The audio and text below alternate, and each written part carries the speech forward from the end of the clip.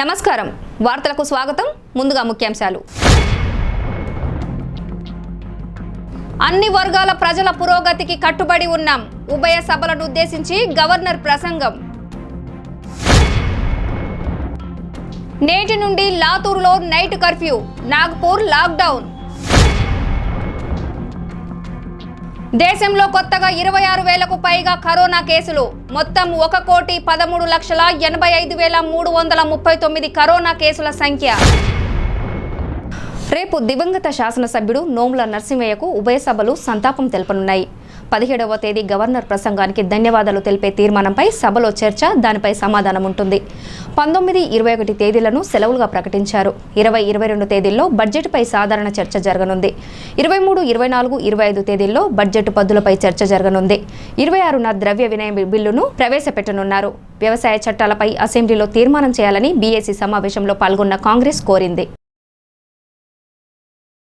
Telangana assembly budget సమావేశాలు ఈ రోజు ప్రారంభమయ్యాయి అసెంబ్లీకి వచ్చిన గవర్నర్కు ముఖ్యమంత్రి కేసీఆర్ స్వాగతం పలికారు అనంతరం ఉభయ సభలను ఉద్దేశించి గవర్నర్ ప్రసంగించారు తన ప్రసంగాన్ని తమిళసై తెలుగులో ప్రారంభించారు రాష్ట్రంలోని అన్ని వర్గాల ప్రజలు పురోగతికి తమ ప్రభుత్వం కట్టుబడి ఉందని ఆమె అన్నారు 6.5 సంవత్సరాల మేధోమథనం ఫలితంగా తెలంగాణ దూసుకెళ్తోందని చెప్పారు ఎన్నో ఇబ్బందులు ఎదురైనప్పటికీ నిలదొక్కున్నామని అన్నారు పారిశ్రామికీకరణ ద్వారా అనేక ఉద్యోగ అవకాశాలను కల్పించామని చెప్పారు రాష్ట్రం ఎదుర్కొంటున్న సమస్యలు వాటి పరిష్కారాలపై దృష్టిని సారించామని అన్నారు సంక్షేమానికి తమ ప్రభుత్వం పెద్దపీట వేస్తోందని తెలిపారు రాష్ట్రంలోని అన్ని వర్గాల ప్రజల పురోగతికి తమ ప్రభుత్వం కట్టుబడి ఉందని ఆమె అన్నారు 6.5 సంవత్సరాల మేధోమథనం ఫలితంగా తెలంగాణ దూసుకెళ్తోందని చెప్పారు ఎన్నో ఇబ్బందులు ఎదురైనప్పటికీ నిలదొక్కున్నామని అన్నారు పారిశ్రామికీకరణ ద్వారా అనేక ఉద్యోగావకాశాలను కల్పించామని చెప్పారు రాష్ట్రం ఎదుర్కొంటున్న సమస్యలు వాటి పరిష్కారాలపై దృష్టిని సారించామని అన్నారు సంక్షేమానికి తమ ప్రభుత్వం పెద్దపీట వేస్తోందని తెలిపారు రాష్ట్ర తలసరి ఆదాయం 2,28,000కు పెరిగిందని తమిళసై చెప్పారు కరోనా వల్ల అనేక రాష్ట్రాలు ఇబ్బంది పడ్డాయని తమ ప్రభుత్వం మాత్రం వ్యూహాత్మకంగా అడుగులు వేస్తూ కరోనాను సమర్థవంతంగా ఎదుర్కొందని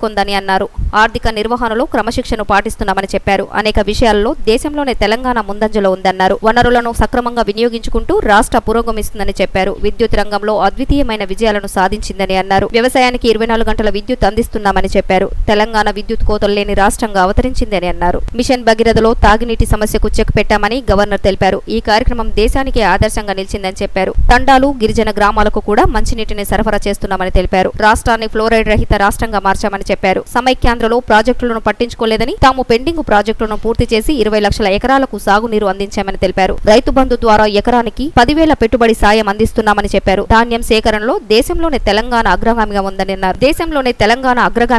అన్నారు తెలంగాణలో 39,36,521 మందికి పెన్షన్లు ఇస్తున్నామని చెప్పారు Power sector. This sort of work has not taken place anywhere in the country. Mission Bhagiratha, permanent solution to drinking water problem. Mission Bhagiratha scheme completely put an end to the drinking water problem and that the Telangana people suffered for decades over. This scheme has become a torchbearer for the entire country to follow and emulate. This is a matter for all of us should feel proud of. The Central Jal Shakti Mission has declared that Telangana state is the one and only state in the country which is providing safe and pure drinking water through pipes to all the households, schools, Anganwadi centers. This is a befitting recognition to the state government's efforts.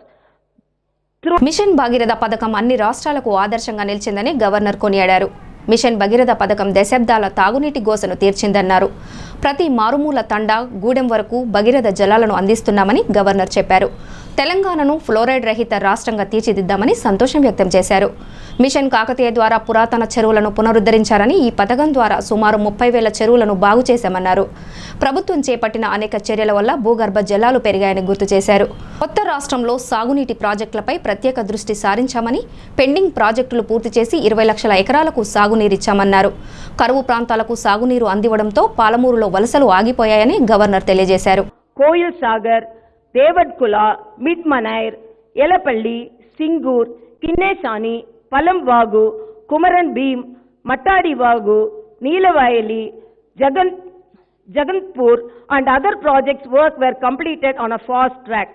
My government has drawn a plan and taken up the construction to restore past glory of the SRSP project. My government has completed in a record 11 months' time the projects Bhakta Ramadas of Khammam district and Tumila lift irrigation scheme in Jogulamba, Gadwal district. 20 lakh of acres are getting water for irrigation due to the completion of these pending projects. The Palamuru district, known for drought-prone and arid region, is now with full of greenery. Migration has come down and the people are doing cultivation in their native areas. Former rulers have designed the irrigation projects in Telangana region with lot of loopholes intentionally. With clear and purposeful discrimination, they have reduced the capacities of reservoirs. They have built reservoirs with very less capacity. The details are as follows. Tummidihetti Barrage. Telangana budget సమావేశాల్లో governor Tamilisai Soundararajan ప్రసంగంలో పసలేదని CLP నేత భట్టి విక్రమార్క విమర్శించారు. ప్రసంగంలో అన్ని అవాస్తవాలే చెప్పారని ఆయన ఆరోపించారు. Gun park వద్ద కాంగ్రెస్ ఎమ్మెల్యేలు కోమటిరెడ్డి రాజగోపాల్ రెడ్డి సీతక్కతో కలిసి భట్టి మీడియాతో మాట్లాడారు. 57 ఏళ్లు దాటిన వారిలో ఎంతమందికి పింఛన్ ఇచ్చారని ప్రశ్నించారు. నిరుద్యోగ భృతిపై స్పష్టత వస్తుందేమో అని ప్రతి బడ్జెట్ సమావేశంలోనూ ఎదురు చూస్తున్నామన్నారు. 6 ఏళ్లలో ఒక్క రేషన్ కార్డు అయినా అదనంగా ఇచ్చారా అని భట్టి నిలదీశారు. మిషన్ భగీరథ నీళ్లు ఎవరికి అందుతున్నాయని ప్రశ్నించారు. ప్రభుత్వం ఏం చేసింది, ఏం చేయాలనుకుంటుంది అనేది ఒక స్పష్టత ఎప్పుడు కూడా ఇవ్వడానికి ప్రయత్నం చేస్తారు గవర్నర్ గారి ప్రసంగం ద్వారా. 2 సంవత్సరాల నుంచి 57 సంవత్సరాల వయసు వచ్చినటువంటి వాళ్ళ పెన్షన్లు దాని గురించి చెప్పలేదు.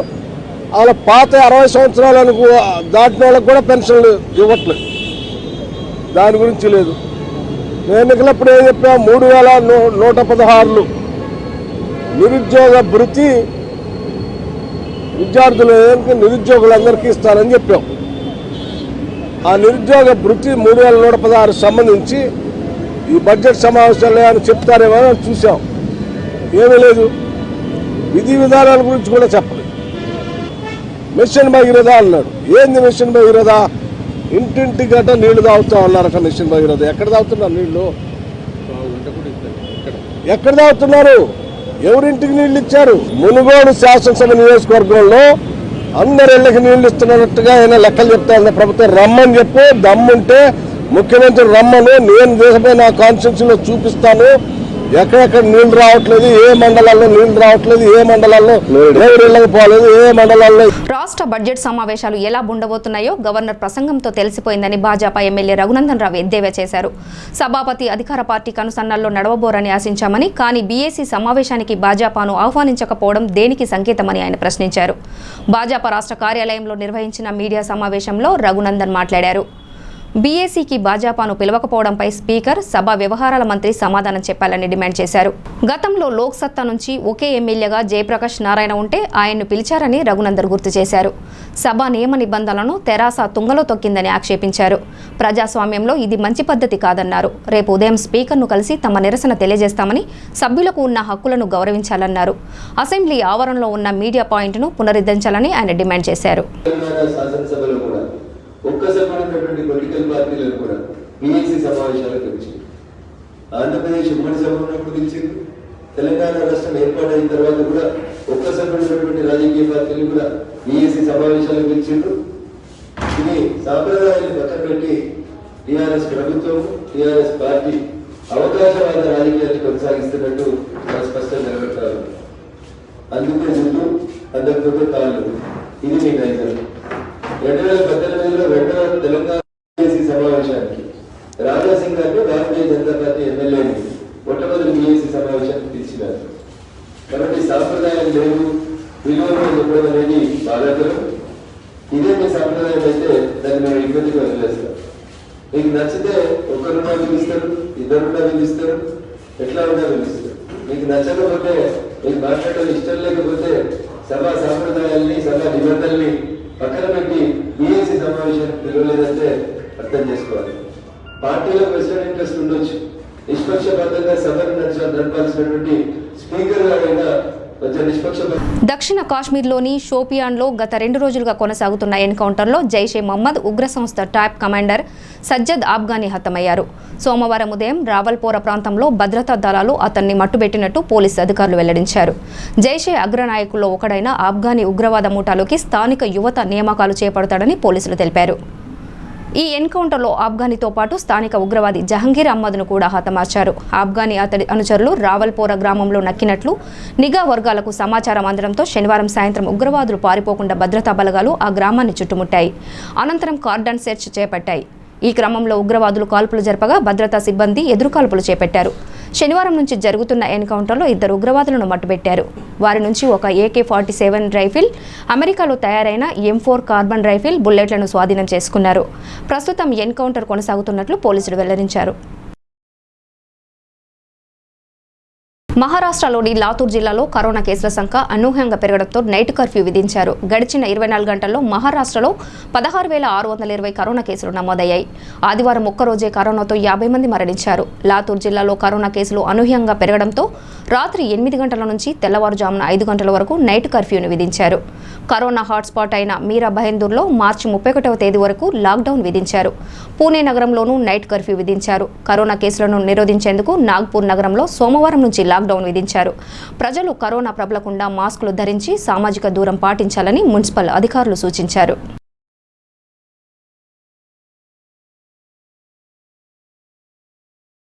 దేశంలో కరోనా కేసులు మళ్లీ భారీగా పెరిగిపోతున్నాయి. కొత్త కేసుల సంఖ్య మళ్లీ 26,000 దాటింది. గత 24 గంటల్లో 26,291 మందికి కరోనా నిర్ధారణ అయింది. వీటికి సంబంధించిన వివరాలను కేంద్ర వైద్య ఆరోగ్య మంత్రిత్వ శాఖ ఈరోజు ఉదయం విడుదల చేసింది. వాటి ప్రకారం 17,455 మంది కోలుకున్నారు. దేశంలో నమోదైన మొత్తం కరోనా కేసుల సంఖ్య 1,13,85,339కి చేరింది. గడిచిన 24 గంటల సమయంలో 118 మంది కరోనా కారణంగా మృతి చెందారు. దీంతో మృతుల సంఖ్య 1,58,725కు పెరిగింది. దేశంలో కరోనా నుంచి ఇప్పటి వరకు 1,10,07,352 మంది కోలుకున్నారు. 2,19,262 మందికి ప్రస్తుతం ఆసుపత్రులు, హోం క్వారంటైన్లో చికిత్స అందుతోంది. దేశవ్యాప్తంగా 2,99,08,038 మందికి వ్యాక్సిన్లు వేశారు.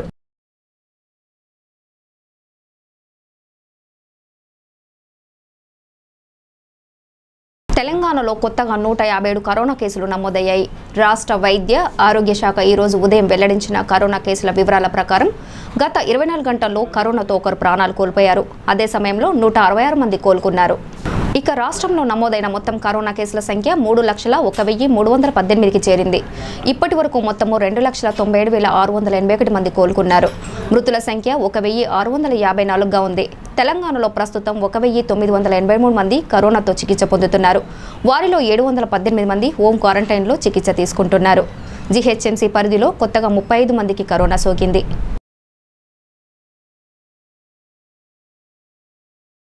మంచిర్యాల జిల్లా బెల్లంపల్లి షిరిడి సాయిబాబా దేవాలయంలో 24వ వార్షికోత్సవం సందర్భంగా ఆలయంలో ప్రత్యేక పూజలు నిర్వహించారు. మధ్యాహ్నం మాజీ మున్సిపల్ చైర్పర్సన్ శ్రీమతి పసుల సునీతారాణి, మహేష్ కుమార్ దంపతుల చేతుల మీదుగా అన్నదాన కార్యక్రమం నిర్వహించారు. ఈ కార్యక్రమంలో మాసా మురళి, కుంబాల రాజేష్, కుసుమ, మధుసూదన్, గద్దల ధర్మేందర్ భక్తులు పాల్గొన్నారు.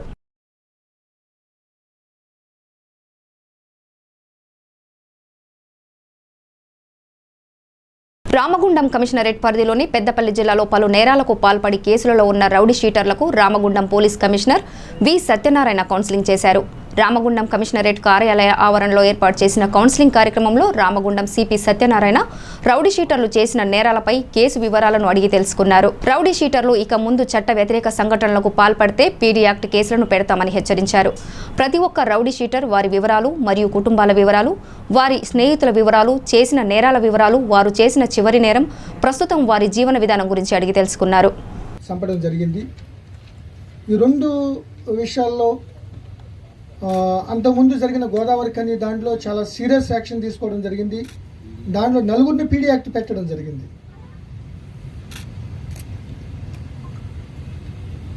వాళ్ళు ఒకరికొకరు రైవలరీ పెట్టుకుని మళ్ళీ ఫర్దర్గా కూడా అరెస్టులు చేసిన తర్వాత కూడా మళ్ళీ చేస్తే వాళ్ళందరూ కూడా కేసులు పెట్టి పీడీ యాక్ట్ పెట్టడం జరిగింది.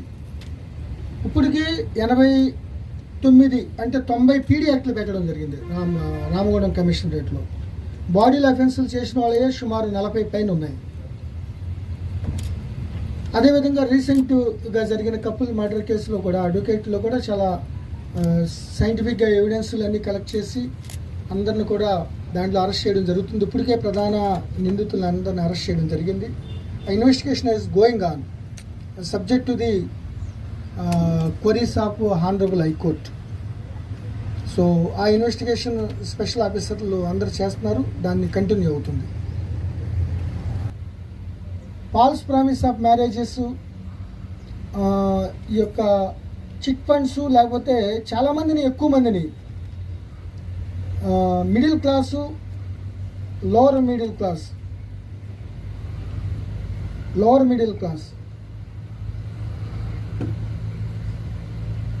చాలామంది దుర్మార్గంగా వంచి మోసం చేసిన యాదాద్రి లక్ష్మీ నరసింహస్వామి ఆలయంలో 2021 వార్షిక బ్రహ్మోత్సవాలు ప్రారంభమయ్యాయి. స్వస్తి వాచనం, అంకురార్పణం, విశ్వక్సేరాధన, రక్షాబంధనంతో ప్రారంభం కానున్నాయి. 11 రోజుల పాటు జరిగే ఉత్సవాలను స్వామివారి బాలాలయంలోనే నిర్వహించనున్నారు. స్వామివారి ఉత్సవాలను సాంప్రదాయం ప్రకారం జరపనున్నారు. మంగళవారం ధ్వజారోహణం, వేదపారాయణం, బేరి పూజ, దేవతావనం నిర్వహించనున్నారు. 21న ఎదుర్కోలు, 22న స్వామివారి తిరు కళ్యాణోత్సవం, 23న దివ్య విమాన రథోత్సవం, 25న శతఘటాభిషేకంతో ఉత్సవాలకు పరమపాప్తి పలకనున్నారు. ఈ వేడుకల్లో 60 నుంచి 70 మంది పారాయణదారులు, ఋత్వికులు, ఆచార్యులు పాల్గొంటారు. ఈరోజు విశ్వక్సేన ఆరాధనతో ప్రారంభమయ్యాయి. ఈ కార్యక్రమాల్లో భాగంగా ఈ నెల 21వ తేదీన సాయంత్రం స్వామివారి ఎదుర్కోలు ఉత్సవము, 22న ఉదయం బాలాలయంలో 11 గంటలకు స్వామివారి తిరుకల్యాణము, అదేవిధంగా స్థానికులు, భక్తులు అందరూ వీక్షించే విధంగా సాయంత్రం 22న 7 గంటలకు విశ్వక్సేన ఆరాధనతో పాటు కూడిన స్వామివారి తిరుకల్యాణం అంతా కూడా అందరూ కూడా వీక్షించడానికి అన్ని ఏర్పాట్లు చేయడం జరుగుతోంది. 23వ తారీఖున స్వామివారి రథం యొక్క ఉత్సవాన్ని కూడా నిర్వహించడానికి ఏర్పాట్లు జరుగుతున్నాయి. అందరూ కూడా ప్రత్యక్షంగా పరోక్షంగా స్వామివారి వార్షిక బ్రహ్మోత్సవాల అన్ని సేవల్లోనూ వైభవపేతంగా వార్షిక నవాన్నిక బ్రహ్మోత్సవాలు అంగరంగ వైభోగాలుగా ప్రారంభింపబడినాయి. ప్రభాతంలో నిత్య పూజా కైంకర్యాలు, అనంతరం వైశేషిక హోమాలు, ప్రత్యేక తిరుమంజనం, స్వామిని సర్వాలంకార సుశోభితం చేసి ఆస్థానంలో విశ్వక్సేన పూజ, పుణ్యాహవాచనము, రక్షాబంధనము, మంత్రపుష్ప నీరాజనాలతో శ్రీకారం ప్రారంభమైంది.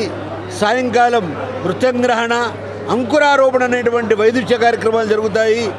11 రోజుల పాటు ఈ ఉత్సవాలు నిర్వహింపబడుతాయి. ముత్యంపేట విద్యుత్ ఉపకేంద్రం వద్ద ముత్యంపేట చింతమాన్పల్లి గ్రామాల రైతులు శనివారం ఆందోళన నిర్వహించారు.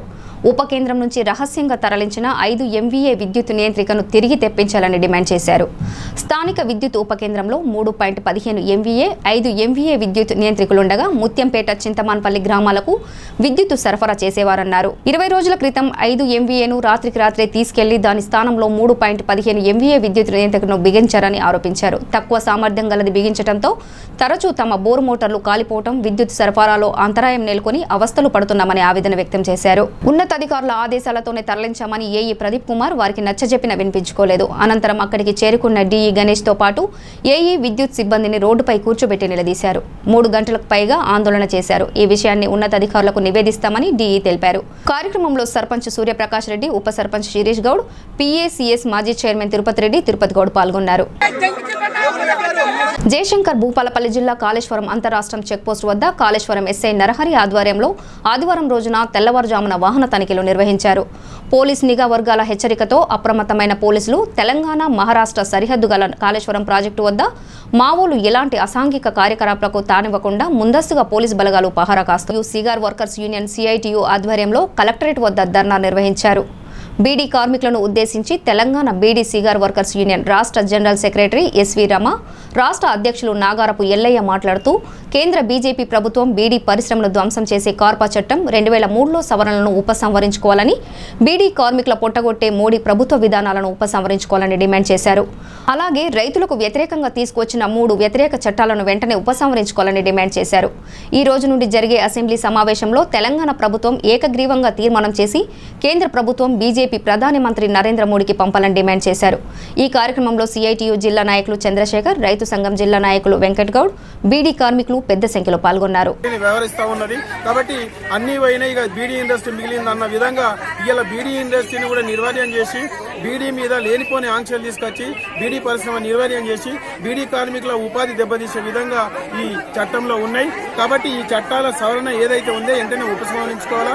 ఈ బీడీ కార్మికులు నిజంగా బీడీ అంత ప్రమాదకరమైనది అయితే, నిజంగా ప్రజలకు అంత హానికరమైంది, ప్రజలకు ఏదైతే బీడీ కార్మికులకు ప్రత్యామ్నాయ ఉపాధి సూచించి వారి ఉపాధిని కాపాడే విధంగా చేసిన తర్వాత కదా ఇండస్ట్రీని దెబ్బతీయాలా, ఇండస్ట్రీని తీసేయాలా. కానీ ఇవాళ కార్పొరేట్ సంస్థలకు సంబంధించిన కొన్ని రకాల సిగరెట్ల కోసము బీడీ పరిశ్రమను దెబ్బతీయాలని చెప్పి నరేంద్ర మోడీ తీసుకొచ్చింది. ఇప్పుడు బీజేపీ ప్రభుత్వం కూడా మొత్తం కూడా బీడీ కట్టల మీద ఆంక్షలు పెడుతూ లూజ్ బీడీ అమ్మొద్దని చెప్పేసి, అట్లాగే కనీస వేతనాలు అమలు చేసేటటువంటి విషయంలో ఆలోచించకుండా బీడీ ఇండస్ట్రీని ఎట్లా దెబ్బతీయాలి, మినీ సిగరెట్ని ఎట్లా ప్రోత్సహించాలనేటటువంటి ప్రధానంగా ఆలోచిస్తుంది. అందుకోసమే దాదాపు ఈ రాష్ట్రంలో 7 లక్షల మంది బీడీ కార్మికులు ఉన్నారు. దేశంలో దాదాపు 60 లక్షల మంది బీడీ కార్మికులు బీడీ ఇండస్ట్రీల మీద ఆధారపడి జీవిస్తున్నారు. వీటితో పాటు తునికాకు సేకరించేటటువంటి గిరిజనులు కూడా మరో 5 లక్షల మంది ఈ రాష్ట్రంలో పనిచేస్తున్నారు. కాబట్టి అందరి ఉపాధిని దృష్టిలో పెట్టుకొని 2003 సవరణ యాక్ట్ ఏదైతే ఉందో సవరణ చేసినటువంటి దాన్ని తక్షణమే ఉపసంహరించుకోవాలి. బీడీ కార్మికులందరికీ కూడా నెలకి 26 రోజులు పని కల్పించాలి. జీఎస్టీ నుంచి బీడీ పరిశ్రమని ఉపసంహరించాలి. అట్లాగే అందరికీ కూడా కనీస పెన్షన్ 10,000. మహాశివరాత్రి పురస్కరించుకొని శ్రీ ఏడుపాయల వనదుర్గ భవాని ఆలయ హుండీ లెక్కింపు నిర్వహించారు. సత్యసాయి భ్రమరాంబిక భక్తులతో పటిష్టమైన బందోబస్తు మధ్య హుండీ లెక్కింపు జరిగింది. మొత్తం 58,61,370 రూపాయలు వచ్చినట్టు ఆలయ కార్యనిర్వహణాధికారి సారా శ్రీనివాస్ తెలిపారు. లెక్కింపులో దేవాదాయ శాఖ సూపరింటెండెంట్ శ్రీనివాసమూర్తి, ఉత్సవ కమిటీ సభ్యులు, ఆలయ సిబ్బంది మధుసూదన్ రెడ్డి, సూర్య శ్రీనివాస్, లక్ష్మీనారాయణ, ప్రతాప్ రెడ్డి, శ్రీనివాస్ శర్మ తదితరులు పాల్గొన్నారు. మా దేవాదాయ శాఖనే కాకుండా అన్ని శాఖల వారు, పోలీస్ శాఖ వారు, ఆరోగ్య శాఖ వారు, ఇరిగేషన్ వాళ్ళు, ఆర్డబ్ల్యూఎస్ వాళ్ళు మరియు కరెంటు వాళ్ళు, ప్రతి ఒక్క శాఖ పేరు పేరున అన్ని శాఖల వారు ఈ జాతరలో ఎంతో బ్రహ్మాండమైన ఏర్పాట్లు చేశారు. కలెక్టర్ గారు ఆదేశించిన ప్రకారము ఎవ్వరు కూడా ఏ లోటుపాటు లేకుండా వాళ్ళు మొత్తం జాతరలో 5 రోజులు నిమగ్నమై బ్రహ్మాండమైన ఏర్పాట్లు చేశారు. ఇంకా ఈ జాతరలో ఈసారి ఎవ్వరికి ఎలాంటి కీడు జరగకుండా మంచిగా జాతర సాగింది. వచ్చిన భక్తులు కూడా ఎంతో భక్తి శ్రద్ధలతో వచ్చి అమ్మవారిని కొలుసుకొని వాళ్ళ ఇళ్లలో చేరుకున్నారు. ఈ జాతరకు వచ్చిన వారందరికీ పేరు పేరున ధన్యవాదాలు చెప్తున్నాను. అంతేకాకుండా ఈ జాతరలో చేసిన శాఖ వారుల గిట అందరికీ పేరు పేరున మా పోలీస్ శాఖ వారు కానీ, ఆరోగ్య శాఖ వారు కానీ, జిల్లా అధికారులు అందరికీ పేరు పేరున ధన్యవాదాలు చెప్తున్నాను. అంతేకాకుండా మా దేవస్థాన కమిటీ కొత్తగా నూతనంగా ఏర్పడ్డ దేవస్థాన కమిటీ గిట వాళ్ళకిట ధన్యవాదాలు చెప్తున్నాను.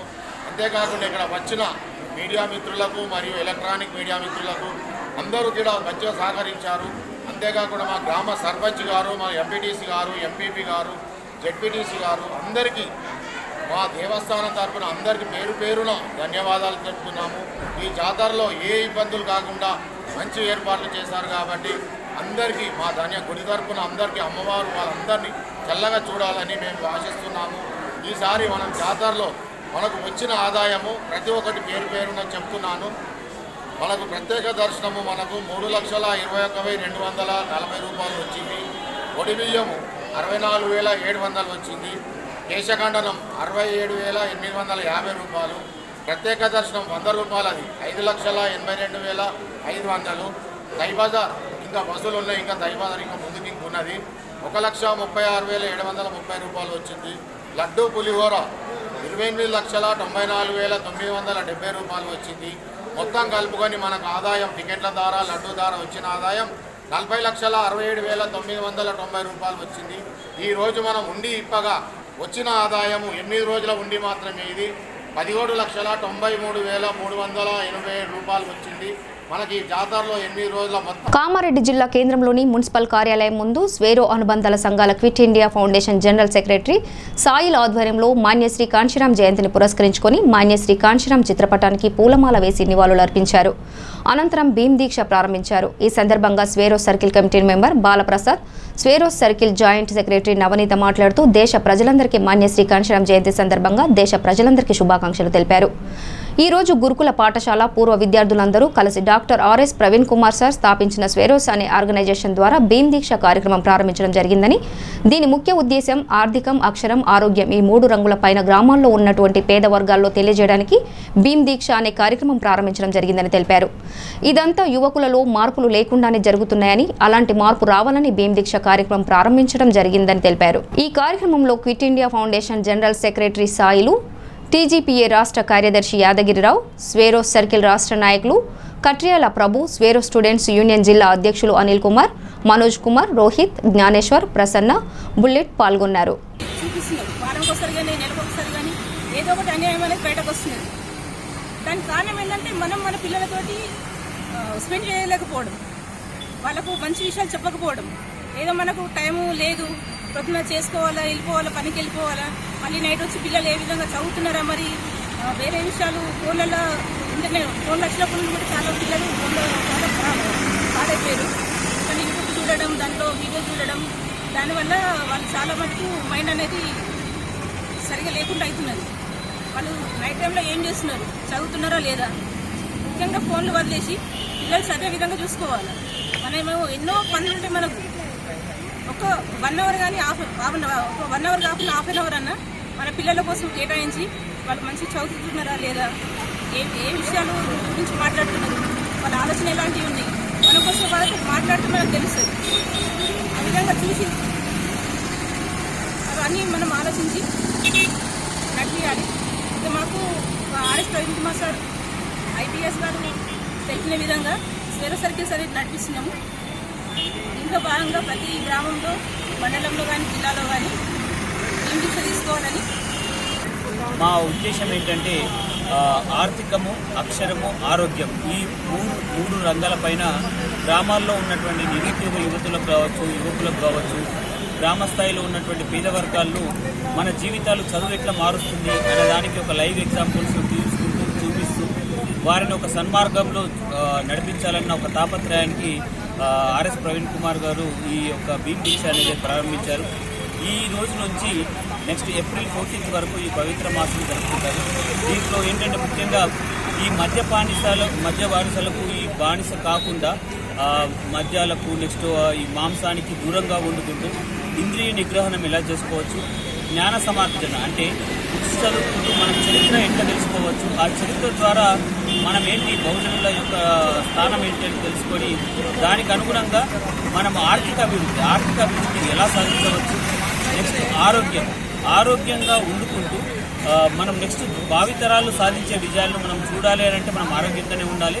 ఈ ఆరోగ్యంగా ఎలా ఉండాలనే ఒక నియమాలు ప్రారంభించుకొని మార్నింగ్ పొద్దున్న లేచిన దగ్గర నుంచి రాత్రి పడుకునేంత వరకు కొన్ని నియమాలు చేసుకొని మనం దీని ద్వారా భారతదేశ అభివృద్ధిలో మనవంతు పాత్రగా మనం ఏ రకమైన పాత్ర పోషించవచ్చు అనేది తెలుసుకుంటాం. వార్తలు ముగించే ముందు ముఖ్యాంశాలు మరోసారి. అన్ని వర్గాల ప్రజల పురోగతికి కట్టుబడి ఉన్నాం. ఉభయ సభలను ఉద్దేశించి గవర్నర్ ప్రసంగం. నేటి నుండి లాతూరులో నైట్ కర్ఫ్యూ, నాగ్పూర్ లాక్డౌన్. దేశంలో కొత్తగా 26,000కు పైగా కరోనా కేసులు. మొత్తం 1,13,85,339 కరోనా కేసుల సంఖ్య. ఇవి ఈనాటి వార్తా విశేషాలు. మరో బులెటిన్లో మళ్ళీ కలుద్దాం. నమస్తే.